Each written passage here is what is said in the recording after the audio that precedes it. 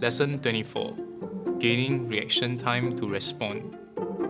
When you serve a tennis ball over to your opponent, what do you need to do? You need to wait for the opponent to hit it back before you can hit the ball again.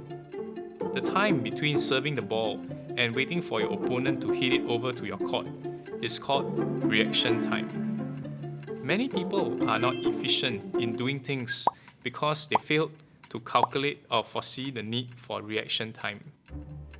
That is the reason why, after one organizes the things according to their importance, it is important to also look at which one requires more reaction time. If you have followed the series up to this point, you will realize that what is said now was said in the previous lessons too. Everything is all linked together. The thinking process of doing things that require more reaction time is simple. It is like cooking. You would always marinate the chicken or thaw the food from the freezer before doing other tasks. You can then do these things concurrently while cooking the other dishes, which require a longer time to complete. This way, you can complete a dinner in 2 hours or less. If you attempt to prepare and cook one dish at a time, it is unlikely that dinner will be ready within 2 hours.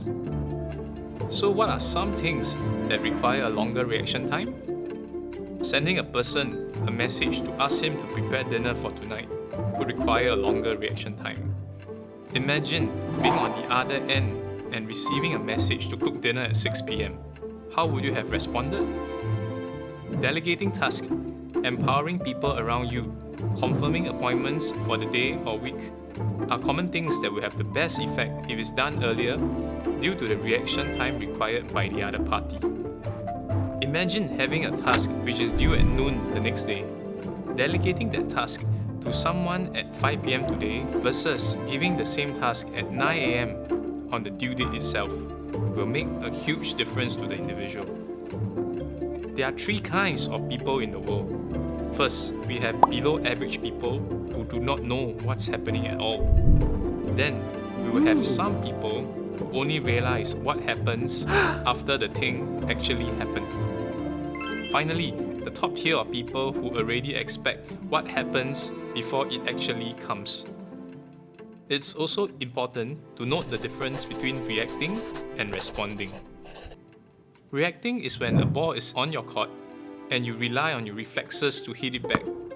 Responding is when a ball is on your court and you can decide whether to hit it back, let it drop, or hit it out.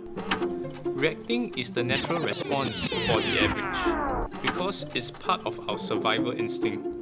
But reacting can also bring about dire consequences in real life. For example, when a couple quarrels, both of them are most likely reacting to each other in the heat of the moment. However, if they choose to respond instead, the outcome would be different.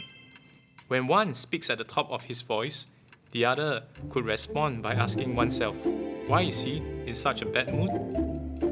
What can I do to communicate in a responsible manner so I can understand him better? Doing the important things you need to do in the order of importance and considering the reaction time needed will help you prepare the necessary time you need to respond to the challenges ahead. Thank you for joining me in this lesson. If you'd like to pick up a copy of my book, 30 Lessons in 30 Years, where I go more in-depth in each lesson, you can order it from my website or simply scan the QR code on the screen. If you have enjoyed this video, don't forget to like, share and subscribe. And also follow me on all my social media platforms here. And I'll see you in the next one.